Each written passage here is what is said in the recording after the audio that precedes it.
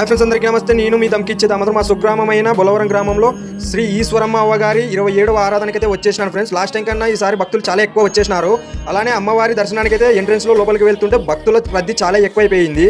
అమ్మవారి అయితే దర్శనం చేసుకున్న తర్వాత అలానే ఫ్రెండ్స్, మీరు కర్నూలు చుట్టుపక్కలలో ఉంటే ఈ టెంపుల్ని కంపల్సరీ విజిట్ కానీ మీరు కోరుకున్న కోరికలు ఇట్లానే నెరవేరుతుంది తల్లి.